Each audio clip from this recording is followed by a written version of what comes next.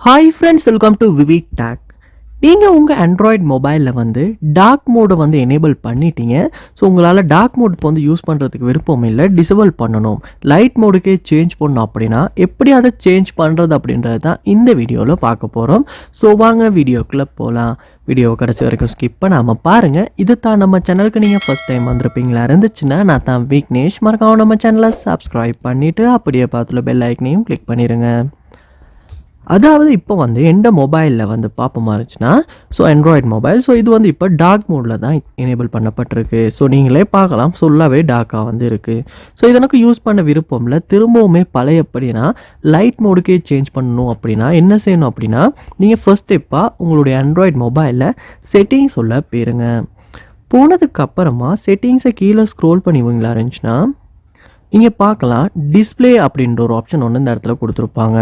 So அந்த ஆப்ஷனை click பண்ணுங்கள். கிளிக் பண்ணதுக்கு அப்புறமா இதில் லைட் அப்படின்ற ஒரு ஆப்ஷன் ஒன்று இருக்கும். ஸோ அந்த ஆப்ஷனை நீங்கள் கிளிக் பண்ணணும். கிளிக் பண்ணோடனே வந்து உங்களுடைய மொபைல் வந்து இப்போ லைட் மோடுக்கு சேஞ்ச் ஆகிரும். அதாவது டார்க் மோடு வந்து டிசேபிள் ஆகி லைட் மோடு வந்து எனேபிள் ஆகிரும். ஸோ இந்த ஆப்ஷன் உங்களுக்கு கண்டுபிடிக்க கஷ்டமாக இருக்குமா இருந்துச்சுன்னா செட்டிங்ஸ்லேயுமே சர்ச் பார் இருக்கும். ஸோ அந்த சர்ச் பார்லேயுமே வந்து உங்களால் டார்க் மோட் அப்படின்றத மாதிரி சர்ச் பண்ணிக்கொள்ளலாம், இல்லாட்டி தீம் அந்த மாதிரி சர்ச் பண்ணிக்கொள்ளலாம். ஸோ நான் டார்க் அப்படின்னு சர்ச் பண்ணோன்னே இந்த டார்க் மோட் செட்டிங்ஸ் வந்து எனக்கு ஷோ ஆகுது.